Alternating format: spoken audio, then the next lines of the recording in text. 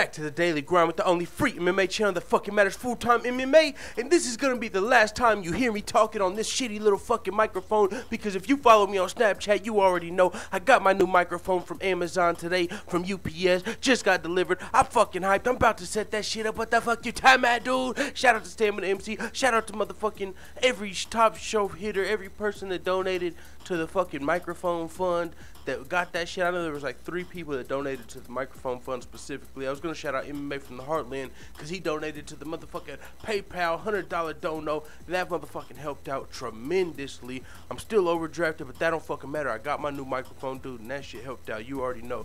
Thanks to everybody again. Let's get to the news. The young prodigy, the young bull, Robert Whittaker, middleweight champion. What the fuck do you mean?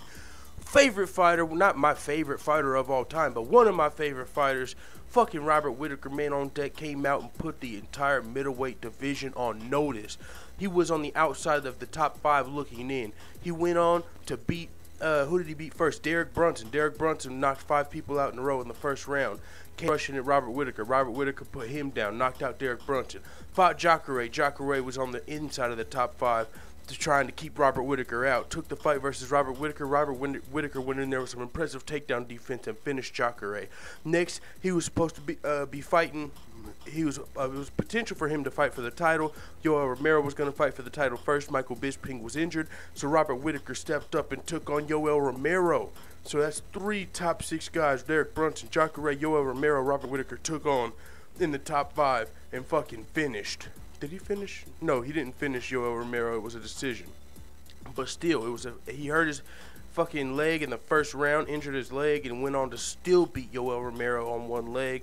Robert Whittaker is, to me, the true middleweight champion. Now, Michael Bisping's the middleweight champion, but we haven't seen him defend against a top contender, and I don't think we're going to ever see him defend against a top contender unless he fights Robert Whittaker before he retires. But if Michael Bisping loses to, let's say, George St. Pierre and loses his title, who knows if he's going to fight again? Who knows if he's going to fight Yoel Romero or Robert Whittaker? Who knows what would happen with Michael Bisping? He's a movie star now, so we might not ever get to see Michael Bisping as the champion defend against a top contender due to the George St. Pierre fight. Robert Whittaker was asked about what he feels about Michael Bisping not fighting a top contender and fighting George St. Pierre, and he had a fucking epic response. Robert Whittaker's got an epic head on his shoulder. Epic head, that sounds corny as hell. But he's got a good head on his shoulders, man. He's not worried about the other people. He's not going to sit and whine and cry or complain or wait for his shot. No, this is what he had to say. I've never worried about what other fighters do, and that served me well in the past. I just need to get my body healed, and once that happens, I'll fight anyone in the world. I've never shied away from a fight. I've never shied away from a fight ever. And the harder the fight is, the more you get me in. It's like dangling bait in front of me, but I need to look after my body. I'm young enough to bounce back from a lot of things, but if I don't look after my body, it won't look after me.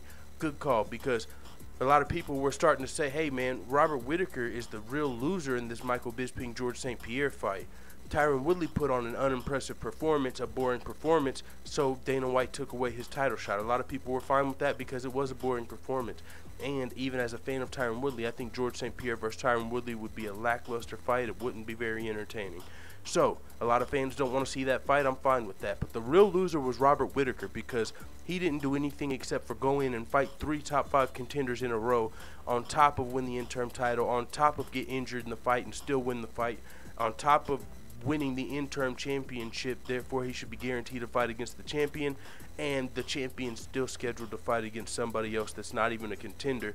So, he was the real loser here, but he's taking it in stride. He's not worried about that stuff going on. He's not clouding his head. He's not letting it cloud his thoughts. He's keeping a clear head, and he's moving on, pushing forward. Whoever's the champion of George St. Pierre and Michael Bisping will have to fight Robert Whittaker because he's the interim champion, unless they're getting stripped for their title.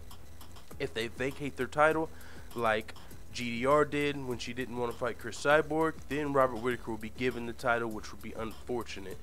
But I just can't wait to see Robert Whittaker fight for the true championship, as when Max Holloway did versus Jose Aldo. You've seen what happened in that fight.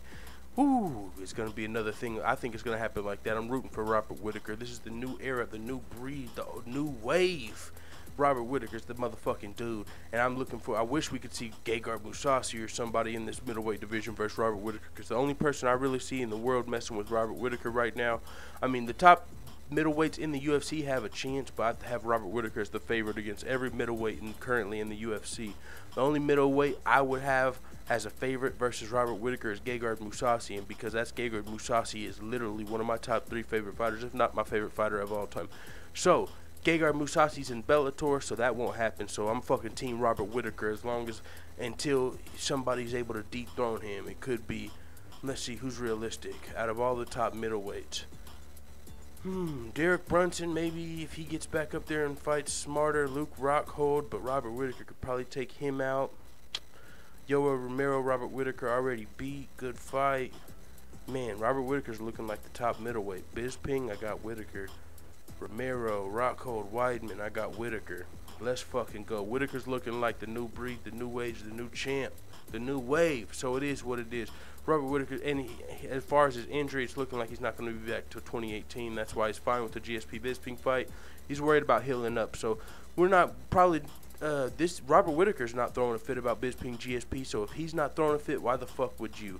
With that being said, that's all I was waiting on. What was Robert Whittaker's response to the Bisping GSP super fight, even though he's the interim champion? Was he fine with that, or because everyone else felt like he was getting shit on, getting the short end of the stick? But he's fine with it. He's healing up, so to him, he's getting the long end of the stick. He's not being forced to come back early. He's getting to heal up in as much time as he needs. He's not worried about a shit show about who fights next. That's what's up, man. I like to see that from Robert Whittaker, the young fucking champion. So it is what it is. Hit thumbs up, hit subscribe. Let the haters know what the fuck you tell me in the comments, dude.